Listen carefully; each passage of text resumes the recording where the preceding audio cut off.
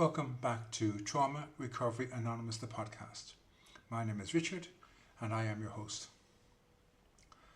If there are any mental health professionals or cognitive therapists that work in the field of mental illness in the audience tonight, or if you know of any mental health professionals personally, would you please ask them this question?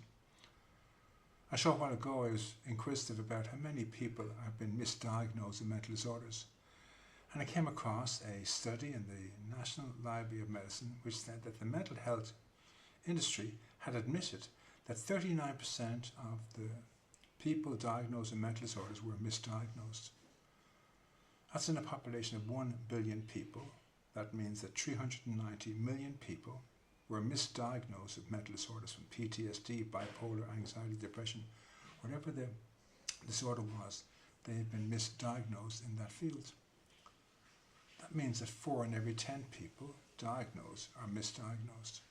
And so if you're a mental health professional in the audience and you work in a therapy where you have 10 clients, 4 of those clients are misdiagnosed. So my question to you is, how do you tell which clients were misdiagnosed and which weren't? And how do you tell them? What duty of care do you offer them now that they can't go back to the person they were, and they can't stay in the state of mental disorder because they don't have a mental disorder? What duty of care can you offer them? How does the Hippocratic Oath stand with regard to informing these people that they were misdiagnosed, that they don't have mental disorders? How does your duty of care work in these instances? There's been no big hullabaloo about this. There's been no big, in the news, the mental health industry admitting this. I came across this in a study, but it's not out there in the public. I don't know who knows about this. And I wonder, do the 390 million people who were misdiagnosed know they were misdiagnosed? And how do you go about sorting those who were from those who weren't? And then how do you offer a duty of care? They can't go back to the person they were before the trauma. They can't go back to the person they were after the trauma. That's why they came to you.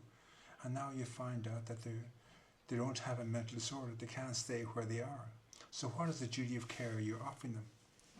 I believe personally that the body holds the physical score, but the soul holds the emotional scars. That everything that happened in our lives, in the past, in the present, and the future, is held in our souls. And therefore we need a spiritual solution. And today there is a spiritual solution called Trauma Recovery Anonymous. This is a 12-step program designed on the basis of the AA 12-step program. But the first part of it is to give the details and the baggage of the past event back to their younger self. In my case, I'm a 65-year-old man today, and the aspect of me who suffered the trauma was a 12-year-old child. So I had to give the events back to that 12-year-old child. If your client is a veteran, diagnosed with PTSD or complex PTSD, understand that he is alive today. He may be 70 years of age. He's carrying the memory of what happened to the young aspect of him who enlisted to go off to fight in a war, and the loss of innocence he experienced. 2 different people. The 70-year-old man you have on your books today is the client who's been misdiagnosed, and he's carrying the memory of what happened to a 20-year-old version of him who enlisted, and simply pains for him. And to heal the past, they must use a spiritual solution. You know yourself as a mental health professional, you can't treat the past because you can only treat something that's tangible. And that's why you treat feelings and emotions. The feelings and emotions were never the problem. They were the client's solution. They were what helped the client keep sane until they came apart. But they weren't the problem. And now you have to give them a solution. And I suggest you introduce them to Trauma Recovery Anonymous. It's a spiritual solution that empowers the client themselves to heal themselves in a 2-hour healing event.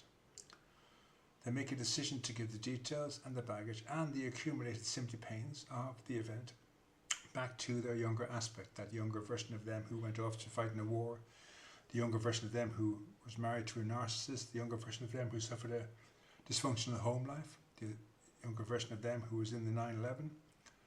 They're giving the details of the past back to the actual aspect of them who suffered the trauma. They are alive here today in this present moment. It is not happening to who they are today. they're carrying the memory and sympathy pains for what happened to a younger aspect of them in a different lifetime. I think this is a solution that will empower you to be able to continue with a healthy duty of care. You suggest to your clients that they do this Trauma Recovery Anonymous 3-hour session.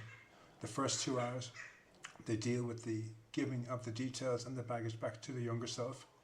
And when they release this, they feel it's the release in their bodies mentally, physically, emotionally, and most importantly, spiritually. They use a miracle to cast out their demons and to gain peace of mind in any one moment. And then of the 3 hours, the third hour, I take them through the 12-step program of Trauma Recovery Anonymous to undo the learned dysfunctional behaviours of that mental disorder diagnosis that they found they were misdiagnosed for. This is a solution that you can offer your clients today, those 4 in every 10 clients who've been misdiagnosed. We have a duty of care to those who are misdiagnosed